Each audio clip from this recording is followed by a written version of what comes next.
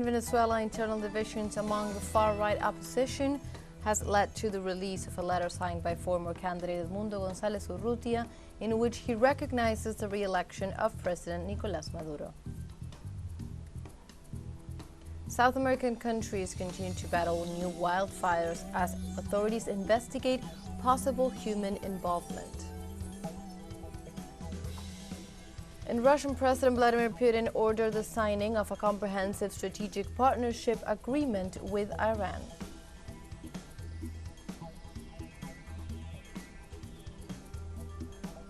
Hello and welcome to From the South. My name is Belén de los Santos. I'm from the teleSUR studios in Havana, Cuba. We begin with the news. In Venezuela, internal divisions among the far-right opposition are assumed to have forced the release of a letter signed by former candidate Gonzalez in which he recognizes the re-election of President Nicolás Maduro. The President of the National Assembly, Jorge Rodriguez, presented details and evidence of this agreement, which was closed at the residence of the Spanish ambassador in Venezuela, Ramón Sánchez Martínez, and in his presence. The parties agreed to keep in reserve some details, such as this letter signed by former candidate, which has been leaked in the last hours by sectors of the right to their allied media. In this context, Jorge Rodriguez called upon the former candidate to be faithful to the facts and tell the truth.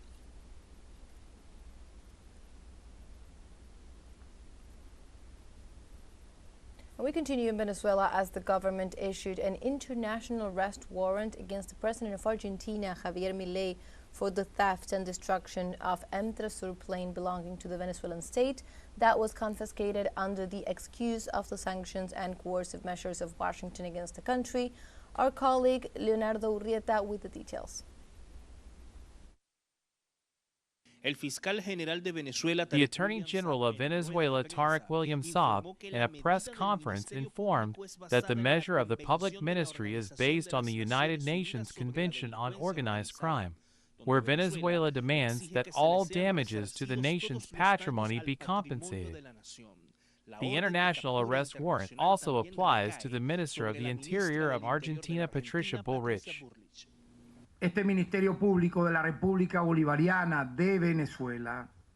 This Public Prosecutor's Office of the Bolivarian Republic of Venezuela announces the assignment of 2 specialized prosecutors in the matter, who are carrying out the relevant proceedings and are processing the arrest warrant against the following citizens based on the above: Javier Milei, President of the Republic of Argentina; Karina Milei, Secretary General of the Presidency of the Nation of Argentina; and Patricia Bullrich, Minister of Security of the Nation of Argentina.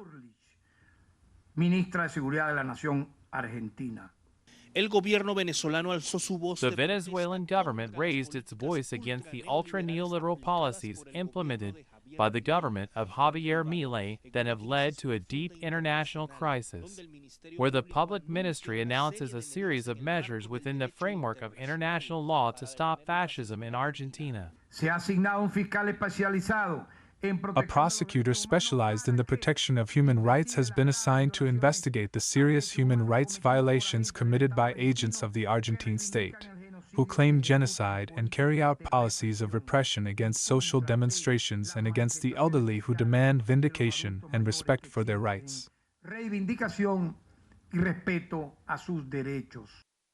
The Venezuelan state expects international organizations such as the United Nations Human Rights Commission to make a statement to stop the neoliberal package being applied in Argentina, in addition to demanding that the Javier Milei government respect the sovereign people of Venezuela. Marcos da Silva y Leonardo Urrieta, teleSUR, Caracas, Venezuela. In Venezuela, the second edition of the International Telecommunications Fair was inaugurated with the participation of more than 200 national and international exhibitors. During the event, the director of the National Telecommunications Commission, Jorge Marquez, announced that the point of the account of the public offer of the 5G frequency was handed over to the executive.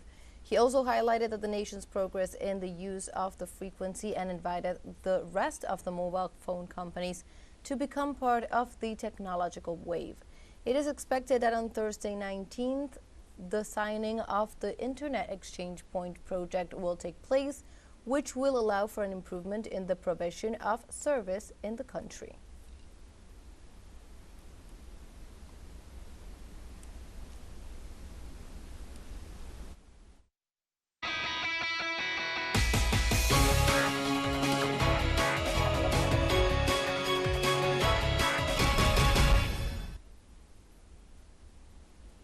And on Wednesday, Haiti's transitional government announced the creation of a provisional electoral council, which would be in charge of organizing the first elections since 2016 in the country. 9 of the 7 members were appointed by the transitional government. They represent religious groups, trade unions, journalists, and farmers. The remaining 2 will be chosen by human rights and women's rights organizations. The Council of Ministers also approved the mandate of the body that will be responsible for organizing elections in 2026, 10 years after the last election that took place in the Caribbean country.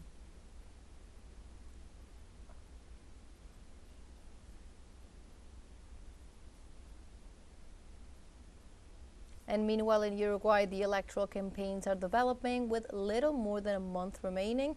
The enthusiasm in the streets is low, according to the supporters and militants of the parties. Our correspondent Mateo Grille gives us more information.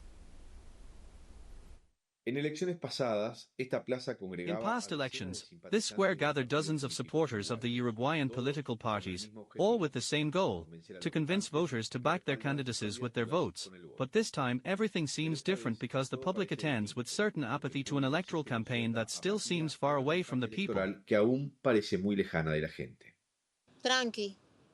Tranquilo. Very quiet. I find it more boring this time. We like politics and debates, and a little bit more of heat. I find it very calm and quiet. The discussions seem silly. They don't go to anything deep. Always within the same thing. I don't know. I find it extremely boring. I'm already waiting for the elections to vote and get out of this because sometimes I'm embarrassed to watch TV and see the comments and proposals. A disaster.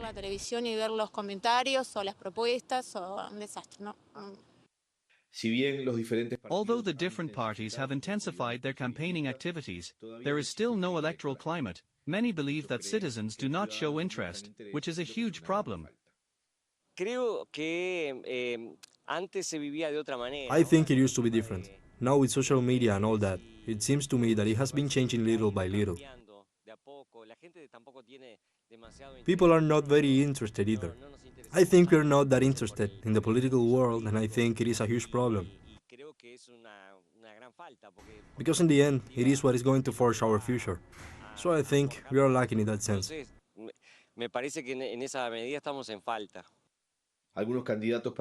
Some candidates for the next legislative term argue that the lack of discussion of proposals is becoming evident and that this is an objective of the political right. We know that the campaign of the right is going to be like, the less political discussion, the better. The less program discussion, the better. Like you were saying, it's a campaign where you show muscles, where you show somebody surfing, somebody walking a dog. Well, we are talking about something else. For others, the lack of commitment is also the result of the dismantling of spaces for participation and ideological formation. Another element that reduces the levels of discussion, participation and activity of the people is the loss of ideology. Here, there are shared responsibilities of many organizations that in government have dismantled themselves from the spheres of discussion. And this leads to the fact that any media discourse drags people along. Scholars mold this situation and argue that the emergence of social media determines a different type of electoral campaign. Social media leads to the weakening of certain types of campaign and the promotion of others. Does this mean that the style of politics in Uruguay has changed? No, it can change. But there must be both. Social networks are a tool. The tool can be used in one way or another. Here, what happens here is that the parties are very strong. A pesar de esta situación, existe In spite of this situation, everyone agrees that over the next few weeks, the intensity of the campaign will influence the population, which will end up going to the polls on October 27 to elect a president, a vice president and renew the entire Senate and Chamber of Deputies. Cámara de Senadores y Diputados. Mateo Grillet, TeleSUR, Montevideo, Uruguay. Now let's take a short break, but remember you can join us on TikTok at teleSUR English, where you will find news in different formats, news updates, and much more. We'll be right back. Stay with us.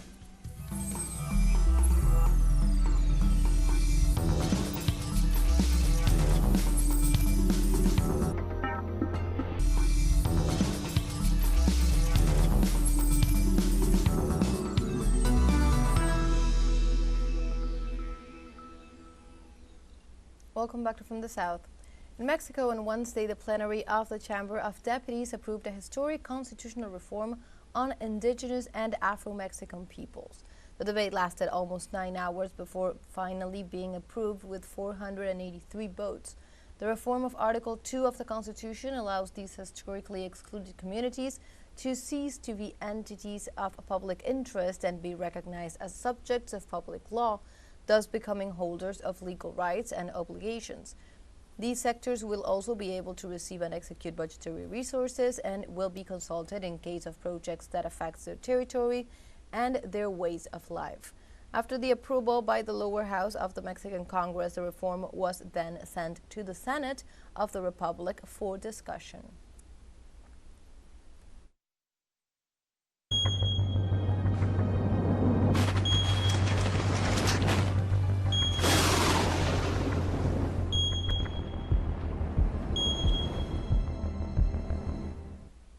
And we now move on to other topics. In Paraguay, the government announced that forest fires in the department of Alto Paraguay, located in the western region and bordering Bolivia, have been reactivated. The Ministry of Defense informed that the affected area is located some 50 kilometers to the east of the last event, due to which military and volunteer firefighters were deployed to the affected area. In addition, the agency added that the fire outbreaks are registered inside a cattle property, specifically in a retreat called El Tigre, and not in the natural monument Cerro Choboreca.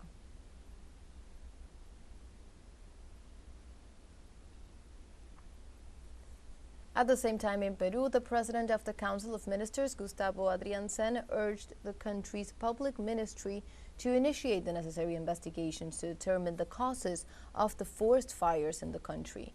In this sense, Adriansen informed that so far the fires have left at least 15 people dead, and are causing serious damage to thousands of hectares of agricultural production. Likewise, the president of the Council of Ministers urged the population to become aware of the damages caused by the burning of pastures and announced that the Ministry of the Environment will soon propose a regulation to prevent these fires. And meanwhile, in Brazil, President Lula da Silva affirmed that the country was not 100% prepared to face the wave of forest fires that his government attributed to climate terrorism. In this sense, the Brazilian head of state affirmed that the state will urgently allocate some $93 million to fight the hundreds of forest fires that are spreading throughout the country. In this regard, the Minister of the Environment and Climate Change, Marina Silva, emphasized that the authorities must toughen the penalties against perpetrators of environmental crimes for intentional forest fires.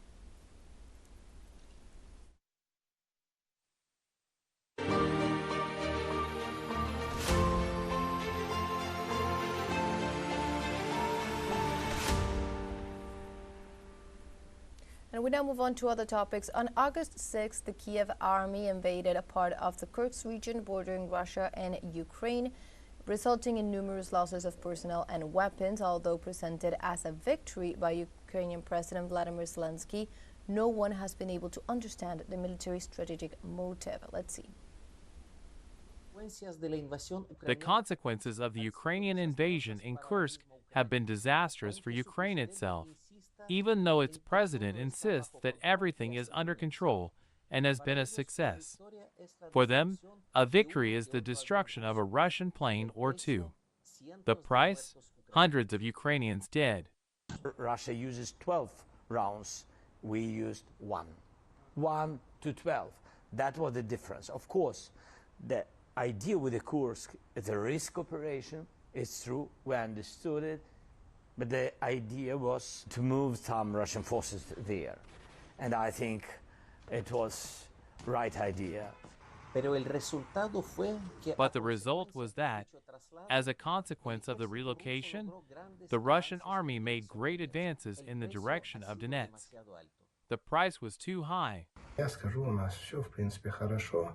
For Russia, everything is going well, especially because we are the ones who are taking the initiative. The most important thing is that heroic people live in the Kursk region and in the Belgorod region. This territory on the border with Ukraine is the territory of heroes. Because probably not everyone would be able to stand with such dignity and courage in such conditions.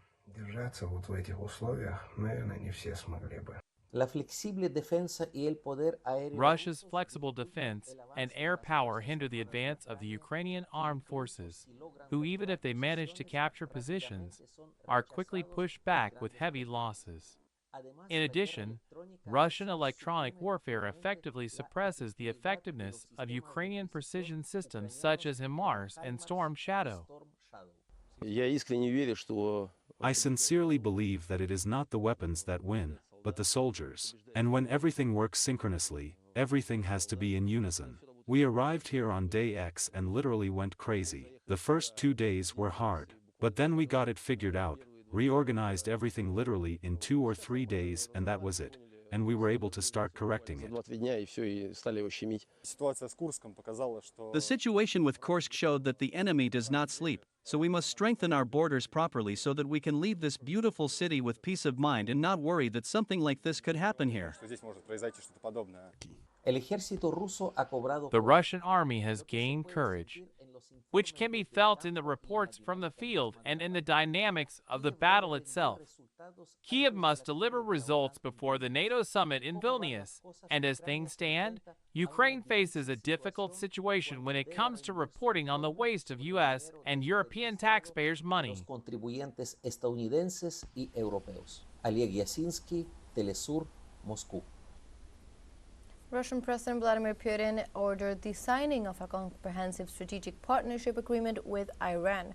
The head of state's instruction covers federal state bodies and organizations and also indicates that it is to be signed at the highest level.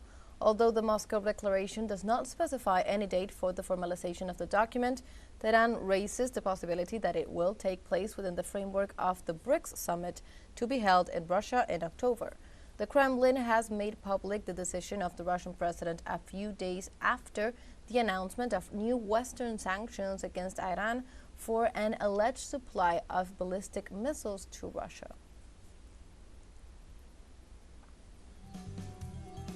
We have a second short break coming up, but before we invite you to visit our YouTube channel at teleSUR English. There you will be able to rewatch our interviews, top stories, special broadcastings, and more.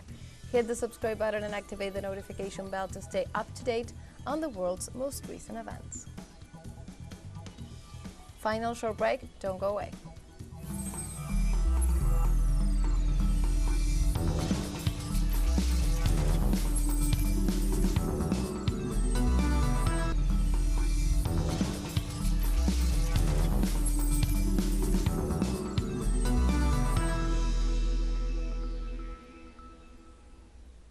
Welcome back from the South. In Iran, the Foreign Ministry spokesman Nasser Kanani highlighted the inefficiency shown by world organizations in the face of the genocide perpetrated by Israel against the Gaza Strip. During his appearance at the international conference, A Just Peace is a Common Universal Speech, he stated that the crimes committed by the Zionist regime against the people of Gaza highlight the organized insecurity that has caused widespread destruction and loss of life. He also warned that the insecurity and the spread of war in the West Asian region has been increasing compared to previous years. Kanani also denounced the support of Western countries for Israel to commit this genocide in Gaza.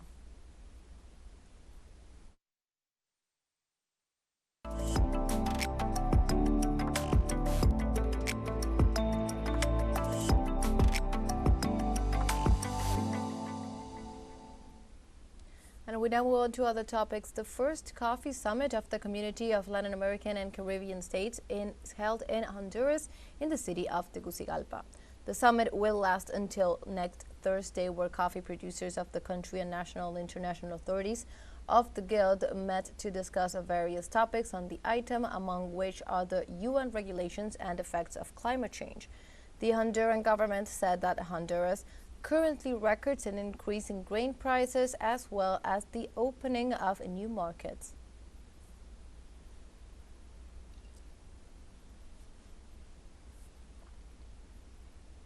And like this, we have come to the end of this news brief. You can find these and many other stories on our website at telesurenglish.net. And also join us on social media. We are on Facebook, X, Instagram, Telegram, and also on TikTok. For TeleSUR English, my name is Belén de los Santos. Thank you for watching.